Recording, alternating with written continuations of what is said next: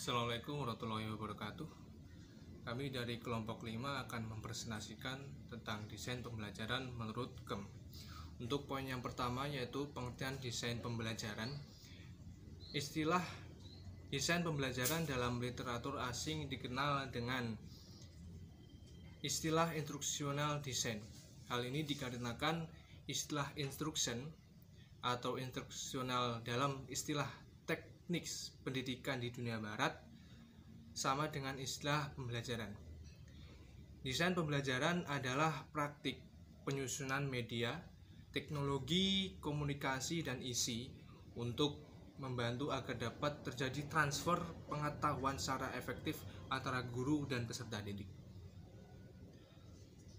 Untuk yang B, yaitu pengertian desain pembelajaran menurut KEM.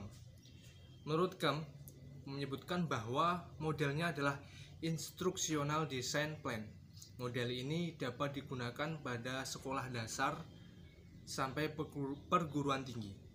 Tujuan dari rancangan ini adalah untuk menjawab beberapa pertanyaan, yaitu apa saja yang harus dipelajari atau biasa disebut dengan tujuan.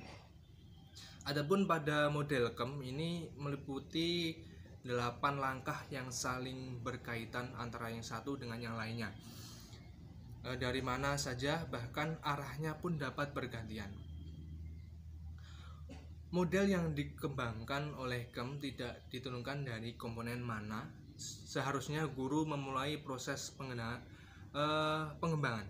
Menurutnya, mengembangkan sistem pembelajaran bisa dimulai dari mana saja, asal saja urutan komponen tidak diubah, dan setiap komponen itu memerlukan revisi untuk mencapai hasil yang maksimal.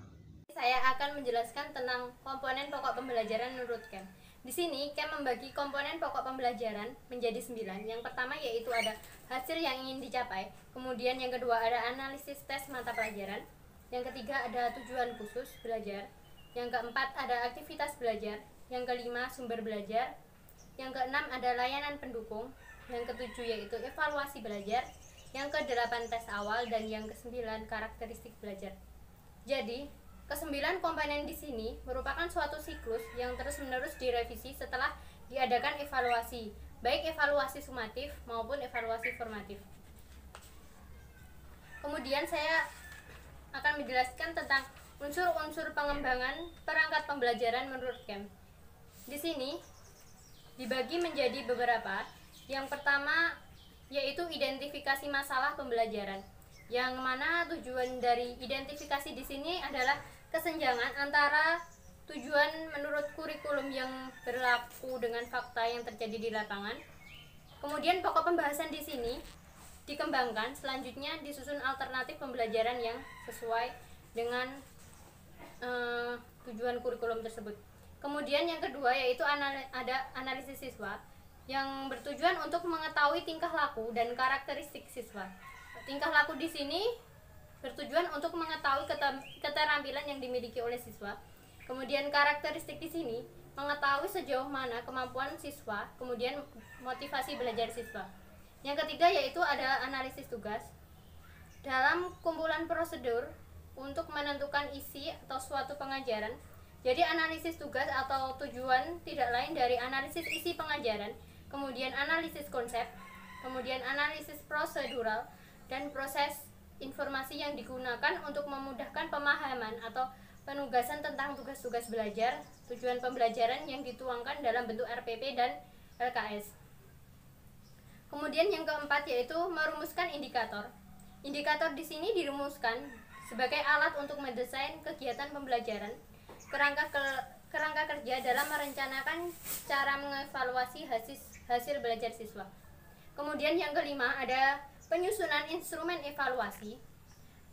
Penyusunan instrumen evaluasi di sini digunakan untuk mengatur ketentuan indikator dan penugasan siswa setelah berlangsungnya proses pembelajaran. Kemudian yang keenam ada strategi pembelajaran. Kegiatan ini meliputi pemilihan model, kemudian pemilihan format yang dipandang mampu memberikan pengalaman yang berguna untuk mencapai tujuan pembelajaran. Kemudian yang ketujuh yaitu pemilihan media atau sumber belajar. Pada tahap ini didasarkan atas hasil analisis tujuan, kemudian karakteristik siswa, dan analisis tugas. Kemudian yang ke-8 yaitu pelayanan pendukung. Pelayanan pendukung di sini berupa kebijakan kepala sekolah, kemudian guru mitra, tata usaha, tenaga terkait secara layanan yaitu laboratorium dan perpustakaan. Kemudian yang ke-9 ada evaluasi formatif. Evaluasi formatif di sini merupakan pemberi informasi kepada pengajar atau tim pengembang seberapa baik program telah berfungsi dalam mencapai bagian sasaran. Kemudian yang ke-10 yaitu evaluasi sumatif. Evaluasi sumatif di sini yaitu mengukur tingkat tujuan utama pada akhir pembelajaran. Di sini akan membahas tentang kelebihan dan kekurangan model camp. Yang pertama ada kelebihan dari model camp, yaitu desain pembelajaran menurut camp adalah selalu ada revisi atau perbaikan terlebih dahulu sebelum menuju ke tahap selanjutnya, sehingga kekurangan ataupun kelebihan dari setiap tahap tidak terjadi pada tahap berikutnya. Poin kedua yaitu ada kekurangan. Desain pembelajaran menurut camp adalah agak condong ke arah pembelajaran klasikal atau pembelajaran kelas, sehingga peran guru dalam pembelajaran ini memiliki pengaruh yang sangat besar. Selanjutnya langkah-langkah desain menurut camp yaitu yang pertama ada perumusan tujuan umum, kemudian menjabarkan topik-topik disertai rumusan tujuan untuk tiap pokok. Yang kedua ada identifikasi ciri-ciri penting dari si belajar kepada siapa program instruksional ditujukan. Poin ketiga ada perumusan tujuan belajar yang harus dikuasai si belajar dengan rumusan yang dapat diukur. Poin selanjutnya bisa dibaca sendiri. Cukup sekian presentasi dari kelompok kami. Jika ada kurang lebihnya mohon maaf. Wassalamualaikum warahmatullahi wabarakatuh.